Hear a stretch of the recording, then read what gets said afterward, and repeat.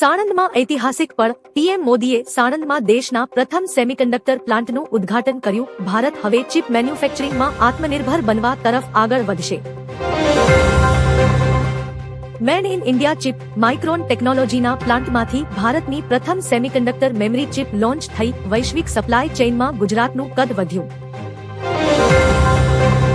Board પરીક્ષાનો પ્રારંભ. ગુજરાતમાં ધોરણ 10 અને 12ની બોર્ડ પરીક્ષાઓ શરૂ થઈ. પ્રથમ દિવસે વિજ્ઞાન અને કેમેસ્ટ્રીના પેપરો શાંતિપૂર્ણ રીતે પૂર્ણ થયા. વિધાનસભા બજેટ સત્ર. ગાંધીનગરમાં બજેટ પર અંતિમ ચર્ચા થઈ. ઉર્જા અને પંચાયત વિભાગની માંગણીઓ બહુમતીથી પસાર કરવામાં આવી. Semiconductor hub Sanand. મંત્રી ઋષિકેશ પટેલે જણાવ્યું કે ગુજરાત સરકારના પ્રોએક્ટિવ અભિગમથી સાણંદ વિશ્વનું નવું ટેકનોલોજી હબ બની રહ્યું છે. હવામાન વિભાગની આગાહી. ઉત્તર ગુજરાત અને સૌરાષ્ટ્રમાં આગામી 48 કલાકમાં પવન સાથે તાપમાનમાં ફેરફારની સંભાવના છે. માવઠાની કોઈ હાલમાં શક્યતા નથી. અમરેલી જળ સંમેલન. રાજુલામાં ભવ્ય જળ સંમેલન યોજાયું, જેમાં પાણી બચાવવા અને જળસંચયની પદ્ધતિઓ પર ભાર મૂકવામાં આવ્યો. ચંદન ચોરીની ઘટના. સાબરકાંઠાના ખેતરમાંથી મોટી માત્રામાં ચંદનના ઝાડની ચોરી થતા વન વિભાગ દોડતું થયું. તપાસ માટે ટીમો બનાવાઈ. Crime news Surat. અડાજણ વિસ્તારમાં પારિવારિક ઝઘડામાં પતિએ પત્ની પર જીવલેણ હુમલો કર્યો. પોલીસે આરોપીની અટકાયત કરી વધુ તપાસ હાથ ધરી છે. ધ્રાંગધ્રા લૂંટ કેસ. હથિયારધારી શખ્સોએ વેપારીને માર મારી રોકડની લૂંટ ચલાવી. ઝાલાવાડ પંથકમાં ભયનો માહોલ છવાયો. જ્ઞાન સાધના સ્કોલરશીપ. મુખ્યમંત્રી જ્ઞાન સાધના મેરિટ સ્કોલરશીપ માટે ફોર્મ ભરવાની છેલ્લી તારીખ હતી. લાખો વિદ્યાર્થીઓએ રજીસ્ટ્રેશન કરાવ્યું. રાજકોટ જંગલેશ્વર ડિમોલિશન. મહાનગરપાલિકાએ ગેરકાયદે બાંધકામો પર બુલડોઝર ફેરવ્યું. સ્થાનિકોના વિરોધ વચ્ચે ચુસ્ત પોલીસ બંદોબસ્ત ગોઠવવામાં આવ્યો. અમદાવાદ એરપોર્ટ પર ધસારો. પીએમ મોદીના આગમનને પગલે અમદાવાદ એરપોર્ટ અને સાણંદ હાઈવે પર સુરક્ષાનો અભેદ્ય કિલ્લો તૈયાર કરાયો. સૌરાષ્ટ્ર હથિયારબંધી. સુરેન્દ્રનગર જિલ્લામાં હથિયારબંધીના જાહેરનામાનો ભંગ કરનાર શખ્સો સામે પોલીસે કડક કાર્યવાહી કરી 4ની ધરપકડ કરી. સાયલા કુવા વિવાદ. સાયલાના ગ્રામ્ય વિસ્તારમાં કુવાના પાણી મુદ્દે બે ભાઈઓના પરિવાર વચ્ચે અથડામણ થઈ. ઈજાગ્રસ્તોને હોસ્પિટલ ખસેડાયા. સોનાની ચેઇન સ્નેચિંગ. વડોદરામાં રસ્તા પરથી પસાર થતી મહિલાના ગળામાંથી બાઇક સવારો સોનાની ચેઇન ઝૂંટવી ફરાર થઈ ગયા. એસટી બસ નવી સુવિધા. ગુજરાત એસટી નિગમે ઉનાળાના વેકેશન માટે વધારાની 580 બસો દોડાવવાનો નિર્ણય લીધો છે. શિક્ષણ બોર્ડ હેલ્પલાઇન. બોર્ડના વિદ્યાર્થીઓ માટે શરૂ કરાયેલી હેલ્પલાઇન પર પ્રથમ દિવસે જ હજારો કોલ્સ આવ્યા, જેમાં માનસિક તણાવના પ્રશ્નો મુખ્ય હતા. ગુજરાત વિદ્યાપીઠ ન્યૂઝ. વિદ્યાપીઠમાં ગાંધી વિચારોના પ્રચાર માટે નવા અભ્યાસક્રમો શરૂ કરવાની જાહેરાત કરવામાં આવી. કચ્છ રણોત્સવ સમાપન. રણોત્સવના અંતિમ તબક્કામાં પ્રવાસીઓનો ભારે ધસારો જોવા મળ્યો. આ વર્ષે રેકોર્ડ બ્રેક આવક થઈ હોવાનું અનુમાન છે.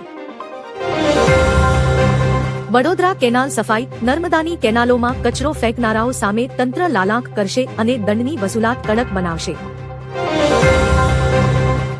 Jamnagar refinery update. રિલાયન્સ ઇન્ડસ્ટ્રીઝે ગ્રીન હાઇડ્રોજન પ્રોજેક્ટ માટે નવી ટેકનોલોજીના અમલીકરણની જાહેરાત કરી. ભાવનગર ખેડૂત આક્રોશ. પાક વીમા અને ટેકાના ભાવ મુદ્દે ખેડૂતોએ કલેક્ટર કચેરીએ આવેદનપત્ર આપી વિરોધ નોંધાવ્યો. મહેસાણા દૂધસાગર ડેરી. ડેરી દ્વારા પશુપાલકો માટે દૂધના ખરીદ ભાવમાં પ્રતિ કિલો ફેટ પર વધારો કરવાની જાહેરાત કરાઈ. રાષ્ટ્રીય વિજ્ઞાન દિવસ. આખા દેશમાં નેશનલ સાયન્સ ડેની ઉજવણી થઈ. સીવી રમનની શોધ રમન ઇફેક્ટને યાદ કરવામાં આવી. T20 world cup 2026. ભારતીય ટીમ સુપર 8માં વેસ્ટ ઇન્ડીઝ સામે ટકરાશે.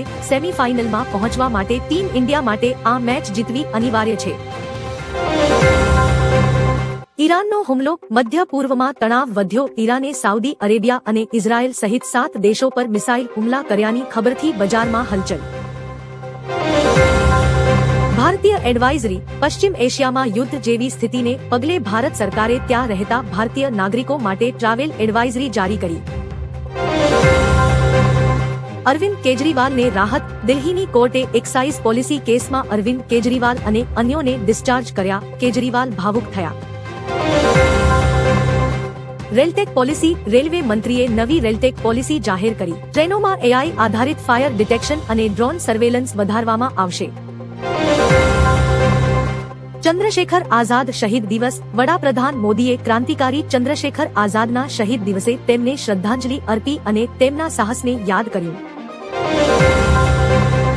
Hexagon alliance. ઇઝરાયેલના પીએમ નેતન્યાહુએ ભારતને કેન્દ્રમાં રાખીને નવું ભૌગોલિક રાજકીય જૂથ બનાવવાનો પ્રસ્તાવ રજૂ કર્યો. મહારાષ્ટ્ર અર્થતંત્ર. દેવેન્દ્ર ફડણવીસે દાવો કર્યો કે મહારાષ્ટ્ર આગામી 5 વર્ષમાં $1 ટ્રિલિયન ઇકોનોમી બનવાના માર્ગે છે. સીબીઆઈની હાઈકોર્ટમાં અરજી. દિલ્હી લીકર કેસમાં નીચલી કોર્ટના ચુકાદા સામે સીબીઆઈએ હાઈકોર્ટમાં પડકાર ફેંક્યો છે. પાસપોર્ટ એ મૂળભૂત અધિકાર. દિલ્હી હાઈકોર્ટે મહત્વનો ચુકાદો આપ્યો કે વિદેશ પ્રવાસ અને પાસપોર્ટ રાખવો એ નાગરિકનો મૂળભૂત અધિકાર છે. માર્ક કાર્નીની ભારત મુલાકાત. આર્થિક અને વ્યાપારિક સંબંધો મજબૂત કરવા માર્ક કાર્ની 4 દિવસની મુંબઈ મુલાકાતે પહોંચ્યા. શેરબજારમાં કડાકો. પશ્ચિમ એશિયાના તણાવ અને ક્રૂડ ઓઇલના ભાવ વધવાની આશંકાએ સેન્સેક્સ અને નિફ્ટીમાં મોટો ઘટાડો નોંધાયો. ગૌતમ અદાણીનું રોકાણ. અદાણી ગ્રુપ પૂર્વ ભારતમાં પાવર સેક્ટરમાં મોટું રોકાણ કરશે. લોકોના કલ્યાણની પ્રતિબદ્ધતા દોહરાવી. ઝોમેટોની નવી ડીલ. ઝોમેટોના સ્થાપકે સંરક્ષણ રોબોટિક્સ સ્ટાર્ટઅપ શારંગ શક્તિનું સંપાદન કર્યું. ટેક ક્ષેત્રે નવી ક્રાંતિ. રણવીર સિંહ વિવાદ. કાંતારાની મિમિક્રી કરવાના કેસમાં હાઈકોર્ટે અભિનેતાને ઠપકો આપ્યો અને વર્તનમાં સુધારાની સલાહ આપી. ભારત એગ્રીટેક. ભારત અને નેધરલેન્ડ વચ્ચે ખેતીમાં એઆઈના ઉપયોગ માટે મહત્વના કરારો થયા. Digital railway claims. Railway claims ટ્રિબ્યુનલનું સંપૂર્ણ ડિજિટાઇઝેશન કરવામાં આવ્યું. હવે વળતર માટે ઓનલાઈન અરજી થઈ શકશે. Crude oil price. આંતરરાષ્ટ્રીય બજારમાં ક્રૂડના ભાવ $90 ને પાર કરી ગયા. ભારતમાં પેટ્રોલ ડીઝલ મોંઘા થવાની ભીતિ. Semiconductor mission. અશ્વિની વૈષ્ણવે જણાવ્યું કે ભારત હવે ઇલેક્ટ્રોનિક્સ સાધનો માટે દુનિયા પર નિર્ભર નહીં રહે. સીવી રમન અને વિજ્ઞાન. ભારતના ખૂણે ખૂણે વિજ્ઞાન પ્રદર્શનો યોજાયા. યુવાનોને સંશોધન ક્ષેત્રે આગળ વધવા આહવાન કરાયું. પોક્સો કેસ તપાસ. સ્વામી અવિમુક્તેશ્વરાનંદે પોક્સોના આરોપોમાં પોતાની નિર્દોષતા સાબિત કરવા નાર્કો ટેસ્ટની તૈયારી બતાવી. T20 world cup semifinal. દક્ષિણ આફ્રિકા પહેલા જ સેમીફાઇનલમાં ક્વોલિફાય થઈ ગયું છે. હવે ભારત અને વેસ્ટ ઇન્ડીઝ વચ્ચે જંગ. Global mind health report. ભારતના યુવાનોમાં માનસિક સ્વાસ્થ્ય અંગેનો રિપોર્ટ જાહેર થયો. સ્માર્ટફોનનો વધુ પડતો ઉપયોગ ચિંતાનો વિષય.